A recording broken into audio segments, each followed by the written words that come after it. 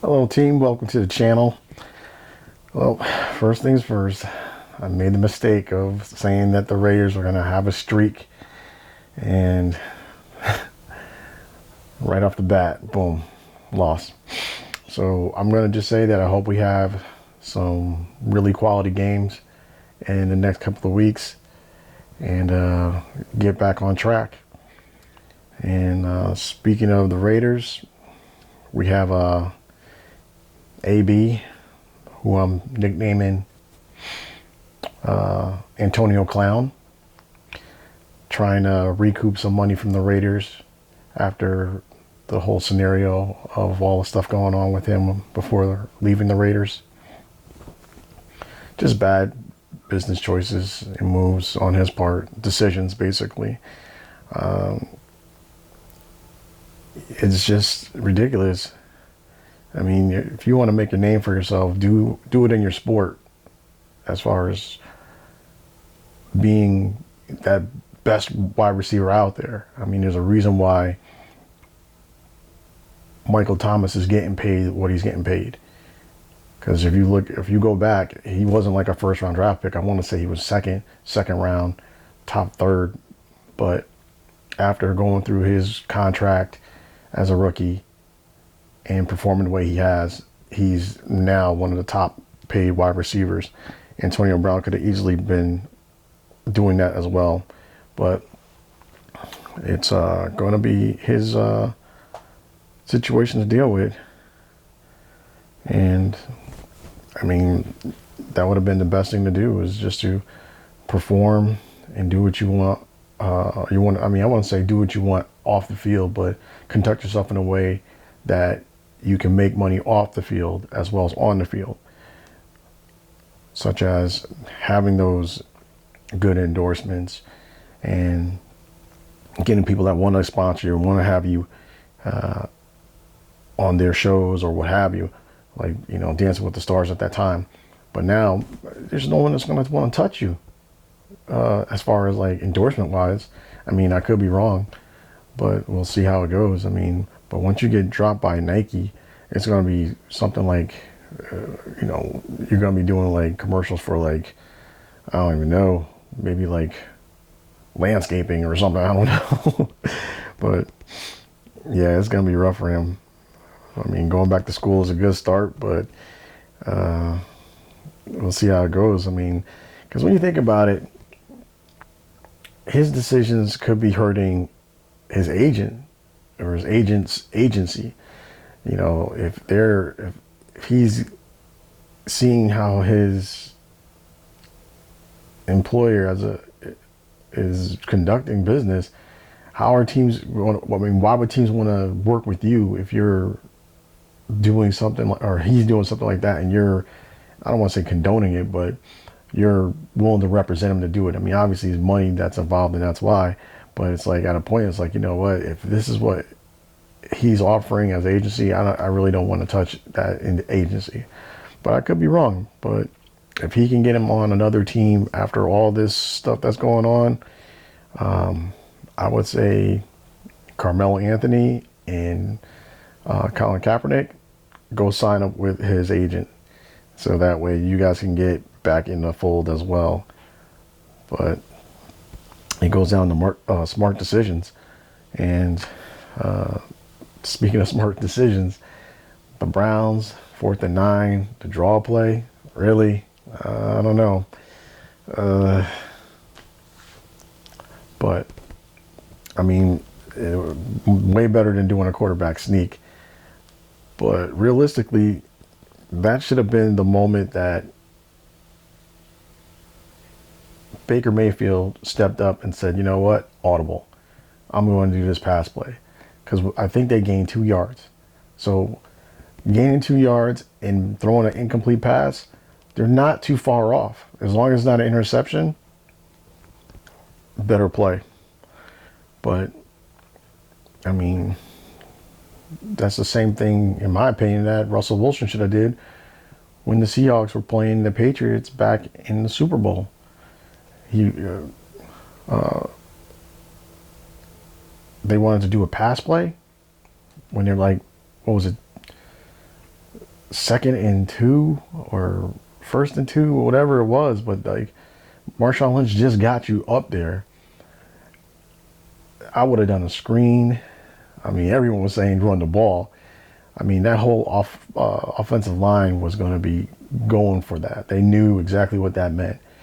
So giving the ball to Marshawn Lynch at that time would have been, that would have been your game. That would have been the winning running play. And Russell Wilson didn't audible and said, you know what, I know the coach wanted to do this, but I think that the better play would have been to give the ball to Marshawn Lynch, score that touchdown. Which kind of leads me into Lamar Jackson.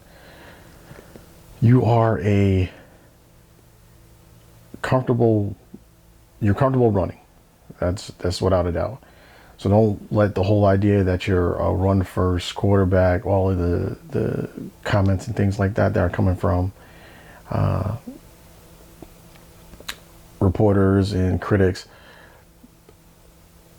The job for the quarterback is to make the best decisions on the field, whether it's throwing the ball away, but mainly not giving the ball away or taking sacks. If you can't find an open receiver, use your legs. Make your drive become a productive one. Taking sacks because you want to try to prove that you can throw the ball, it's not commendable. I mean, you've seen someone, I don't want to say Aaron Rodgers is slow, but you've seen Aaron Rodgers get a first down using his legs, getting out of bounds. You're way more athletic than him. So why make a choice to seal your legs over using them? I'm not saying that you got to try to run the length of the field like we've seen with Colin Kaepernick in some plays for San Francisco when he played, but at the very least, if you don't have that up the field quick throw, or you don't see that you have a wide receiver that's going to have that extra step that you can throw long, don't try to sit there and wait for something. Use your legs, get the extra yards, whether it's 3, 5, 7, 20. Just go there and keep your drive alive, and you'll prosper, and definitely slide, because that's the main thing you want to do. Because once you reach because you're in your second year of your contract, you're going to make yourself a viable commodity for that team when it gets close to your tender being over, which will also go into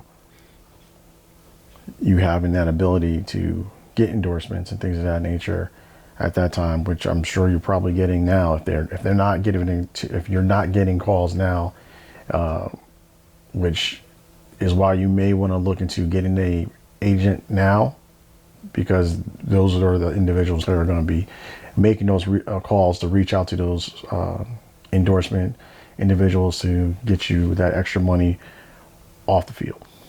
And that's definitely something that you want. But we got a lot of football left. Already one of the undefeated teams knocked off last week with this week with the Packers losing. So we got a couple more teams. We got 2 of them playing each other tomorrow, and the Patriots and the Bills. You know who I'm going for. But anyway, the other thing that I wanted to talk about is the upcoming fight this weekend. Actually today, being that it's Saturday, with Errol Spence and Sean Porter. Sorry, Sean. I think you're going to get knocked out, bro. I think you're going to get knocked out. And the comments during the press conference was hilarious. I was like, as soon as I saw it, and he was saying that you fight like an in-shape street fighter, I was rolling. And then when he brought up, you fight like you drown and you don't know how to swim, that left me in tears. But please, I might look it up and put it out there, but whoever that female podium person was, she's got to go. That's it. What if she had a specialty in something else? Please bring her back to that, because that just kind of killed the whole vibe. I was loving the fighters combating or debating with each other more than anything. And for her to keep cutting them off, it was just really disrespectful. I was watching a clip, which I'll probably put down in the description. And then as far as the undercard match with Anthony Durrell and David Benitez, I apologize if I'm saying your name wrong, but I think David will come through on that. I'm not sure if it's going to be a knockout or split decision, or not split decision, but a win on his end. But I got faith in this kid, and if he can just stay clean, no pun intended, but you know, unfortunately, he did have that cocaine situation that suspended him. Like I was saying earlier, you know, you want to keep yourself in the limelight of being on the positive side and not the negative side of that aspect of getting endorsements and being someone that different businesses want to work with you, whether it be Nike, Everlast, Under Armour, whatever you want to, you know, whatever one you want to choose.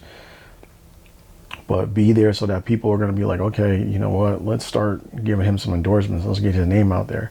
Make that money outside of your sport, so that way you can prosper in and out.